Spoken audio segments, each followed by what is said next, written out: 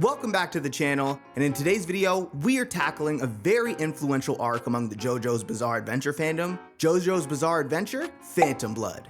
Phantom Blood was the very first part in Hirohiko Araki's long-running franchise. It sets the stage for the Joestar family saga and introduces us to the fateful rivalry between the Joestars and Dio Brando. We'll get into this a little later, but before we get any further, make sure to subscribe to this channel and don't forget to hit that bell icon so you never miss another update. Now without further ado, let's get it.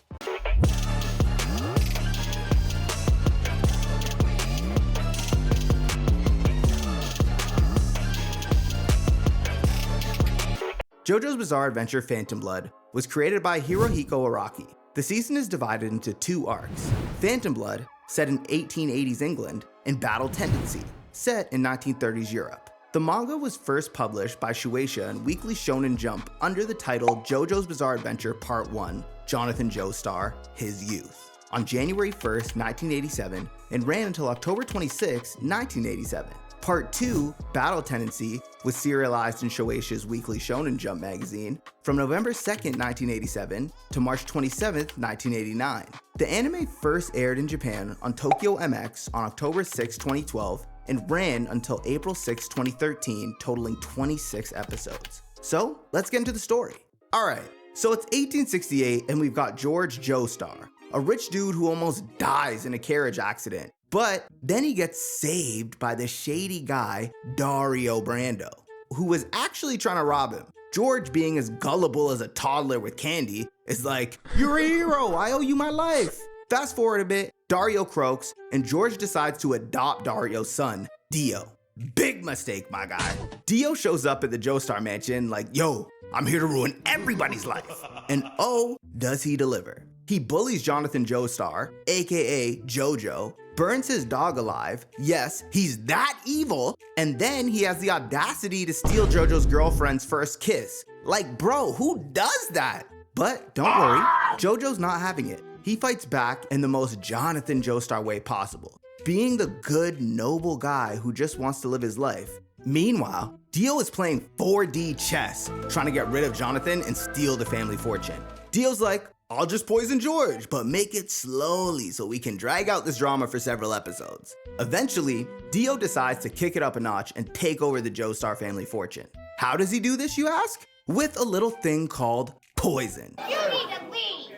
Dio starts poisoning George, and while George is slowly dying, Dio's chilling in the background like, you know what? This guy really should have just left me in the streets. Jonathan, of course, starts noticing that something's off, but Dio's got a backup plan. A creepy ancient artifact known as the Stone Mask. And just like any sane person who finds an ancient artifact with a ton of weird carvings and mysterious powers in someone's house, Dio's like, what's the worst that could happen? Well, what happens is that Dio slaps that mask on, turns into a vampire, and starts wreaking havoc like a whole new level of extra. Now, he's immortal. He's got glowing red eyes, and he can regenerate limbs like he's some kind of comic book supervillain. So now that Dio's a vampire, he decides to really spice things up. He kills George, steals the Joestar mansion, and makes it his vampire lair. Meanwhile, JoJo's left to deal with the fallout and fight back. Enter Will A. Zeppeli, a Haman master, and Speedwagon, who's basically there to be a punching bag and cheerleader for Jonathan.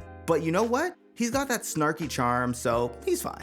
Zeppeli teaches Jonathan the ancient art of Haman, which is basically sunlight breathing that lets you turn your punches into energy blasts of sunshine. Think of it like super yoga breathing. So now Jonathan's got this new weapon in his arsenal, and he's ready to take on Dio. The duo sets off like a weird buddy cop movie to track down Dio and his army of creepy undead creatures. Along the way, they face off against Dio's undead minions, including the infamous Jack the Ripper. Yeah, I know what you're thinking. This show is really going for it. Jack the Ripper is literally just hanging out as one of Dio's lackeys, and it's all kinds of creepy. But Jonathan's like, I've got Haman, you've got bad taste in friends. Bah!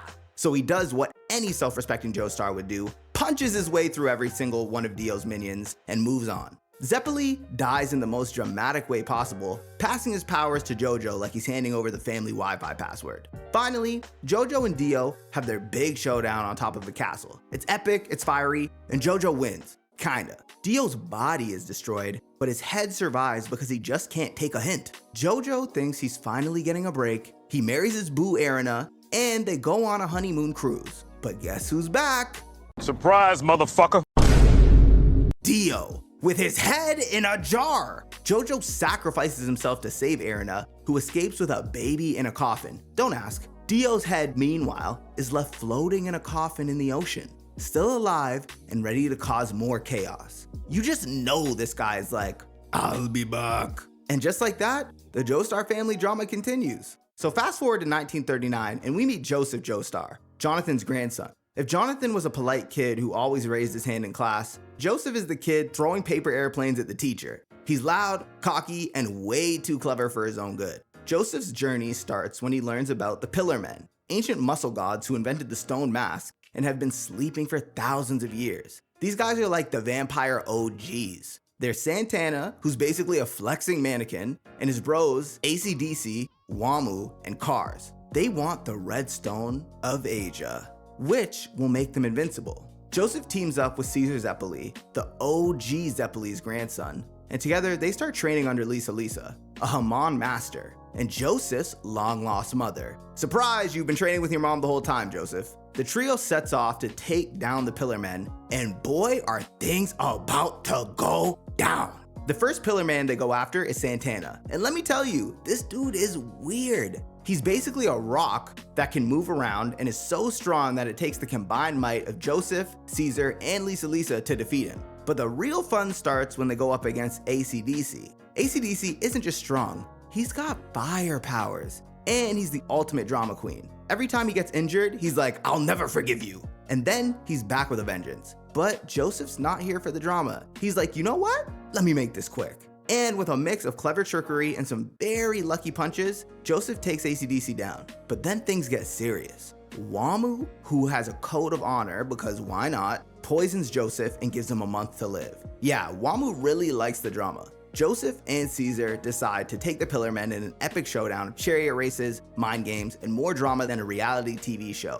This isn't your typical fight, it's a battle of strategy, and Joseph pulls out all the stops. But then, Caesar dies. That's right, Caesar, Joseph's new best friend, gets killed in battle. He sacrifices himself to save Joseph. It's heartbreaking. And just to make things worse, Joseph's like, oh, you know, I'll avenge Caesar and take down the Pillar Men. I've got this. You can almost hear him saying, hold my juice box, I'm gonna save the day. But Cars? Oh, Cars is built different. He uses the red stone to become the ultimate life form. Now he's basically unkillable. Great, Joseph's cooked, but he's got brains for days. In the final showdown, he tricks Cars into getting blasted into space by a volcanic eruption. Cars gets frozen in space forever, and Joseph's like, yeah, I totally planned that. Sure, buddy. It's the kind of ending only JoJo could pull off, and we all love it. The season ends with Joseph chilling in the 1980s, ready for more adventures. Meanwhile, Dio's coffin in the last ending scene gets fished out of the ocean, because apparently